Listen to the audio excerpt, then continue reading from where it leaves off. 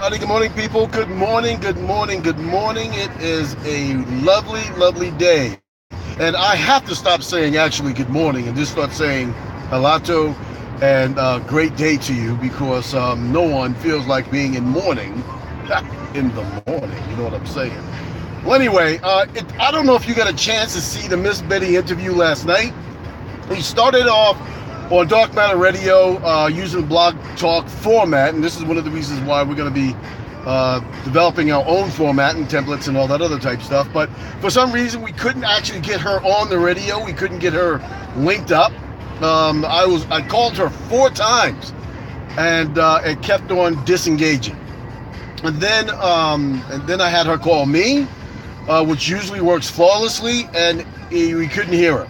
And then ultimately, what I found out after re-listening to the broadcast, you couldn't hear me at all. You can hear my background music and stuff like that, but couldn't hear me at all. So yes, that's the reason why, go to www.i-m-indigenous.org and find out ways that you can be able to support this whole entire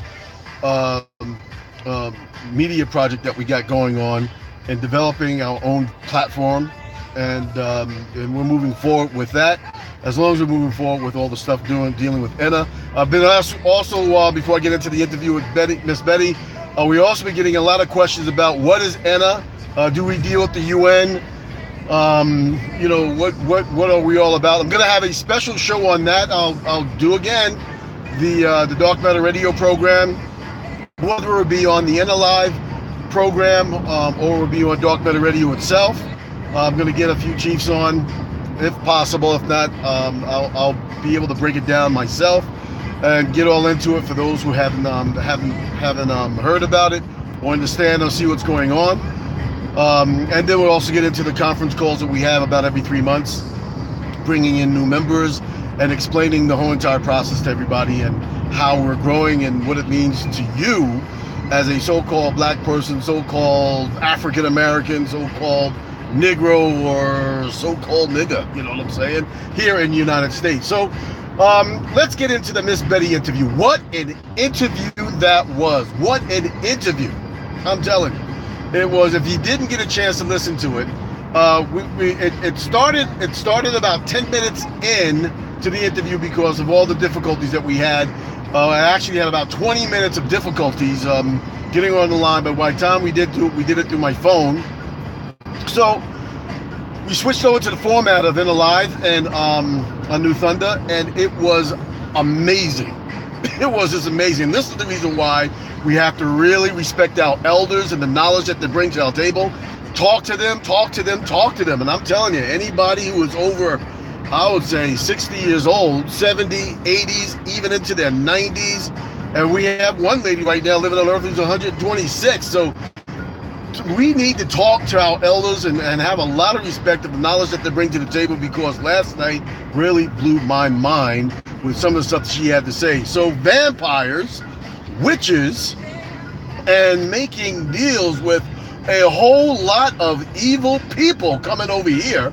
And as to the reason why some of the Europeans actually came over here, because they were so diseased from where they came from, they weren't able really to conceive healthy babies. And what I know that they had a lot of disease over there in Europe. I know that they had a lot of disease. They went through that entire plague. She talked about the plague. There was over about 50 million people who died in that plague. She's claiming that there could have been more so than 100 million people over there that died in that plague. And I knew that it wiped out a large section of their society, which made it very difficult for them to do a lot of things that they supposedly did on their own. But then when you got more deeper into the conversation, you began to start finding out that some of these people weren't really real, just outright normal people. They had ties with some very demonic influences and forces that you wouldn't believe. I'm telling you, she talked about how some indigenous nations made deals with some of these very evil vampires type people, and were able to escape somewhat of what they would call slavery. And she got into how the Mormons, the Latter-day Saints, were the ones that were running around capturing people and burning them at the stake, calling them witches, mainly our people, who it really all started with. And we all heard about, Salem and the witch hunts and all that other type of stuff. Well, a lot of it was surrounding indigenous people and their spiritual practices and their ties with not only with the motherland, but with their ancient spirits, the ancient souls that once lived here.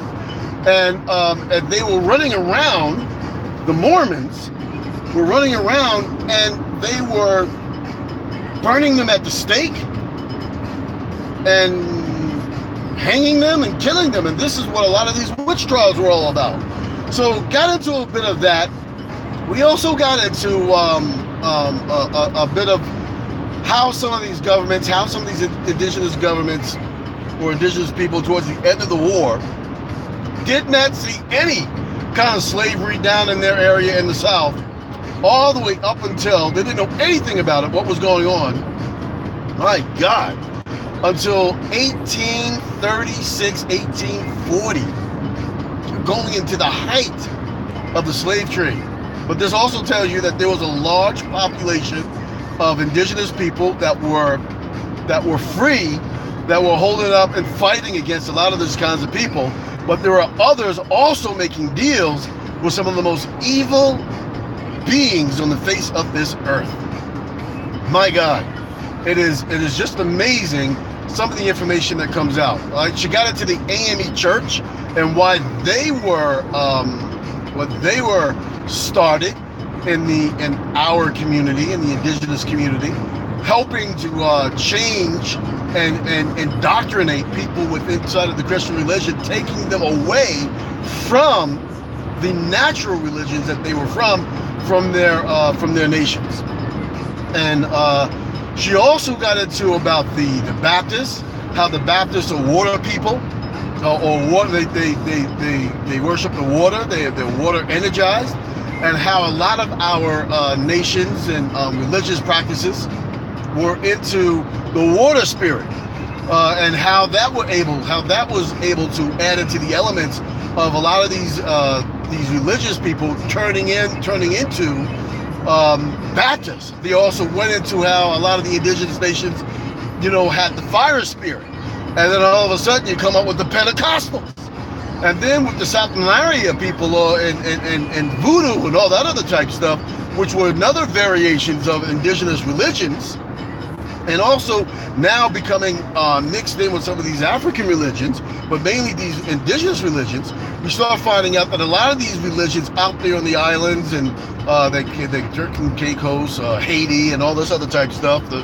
Dominican Republic, which is on the same island, Dominican Republic and Haiti, the island of Hispaniola, how they began to keep their religion through the Catholic religion because they were able to practice in the same type of style. Frightening, just outright frightening.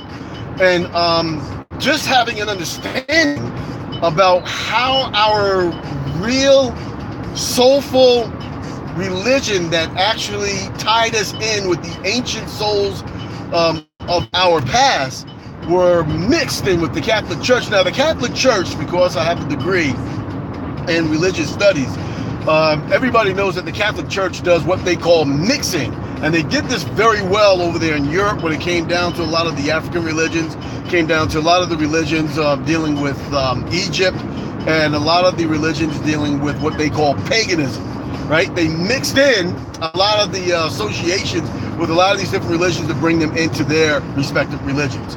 So it is unbelievably insane, the type of information that we have out there and the type of people that were running around. She also went into how before they came and before the 1400s, how, again, a lot of people don't disagree with this, and I got a lot of people who disagreed with this, how men didn't really control anything. It was women that controlled the whole entire gamut of the economics and of all the land. Men didn't own any land. They pretty much worked on the land, but not as slaves, but they were equal partners pretty much. They controlled the forest. I went into a lot of political stuff with that when I was talking a lot of things on the Dark Matter Radio about the political makeup, governmental makeup of what we were in before they came. Steadfast, but she said in her area, with a lot of the nations that she was dealing with, that they deal with, that she's chieftain of, there were no males in charge. Sounds familiar when you just start talking about the women of the Khalifa Islands and what they ran upon there when they got all those people over there that looked like they call them the Amazons. But interesting interview. We'll have her back on again. We're going to be having Dominique Creo on.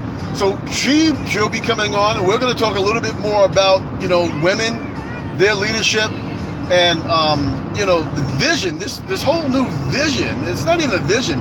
It's a restructure, a reorganization of our society back into the society that was exiled when they came, and it's still kind of an exile, but it's coming back slowly. So again, turn on to Dark Matter Radio. Please keep listening to Live. Subscribe to this channel. Keep up with all the updates. We'll have more. And through Dark Matter Radio, we're going to be keeping this open. And again, Dark Matter Radio is unedited. It's always, for the most part, live. And we will not edit anybody and any of their comments and anything that they have to say. Our job is to get the information out there and make sure that you have everything that you need to know from an indigenous perspective about anything. When it comes down to aliens, when it comes down to vampires, witches, comes down to the slave trade, comes down to wars or anything else that we're at, that's what Dark Matter Radio is all about. So go to www.i-m-indigenous.org and find out all different types of ways you can learn about yourself. You can learn how to encourage yourself, how to upbeat yourself and keep yourself encouraged through a whole lot of dark days. And there are some dark days that are coming, unfortunately. And also how you're able to help to begin the renewal and the unexiling of the indigenous people all around the place. I thank you for watching, and have a great day. And halito to all the people out there and all the ones that were watching last night. This is Live TV, and a platform that is built for us and our people and the people of truth. All right, you guys take care. Have a great day. I will talk to you very soon. Very soon. Interesting.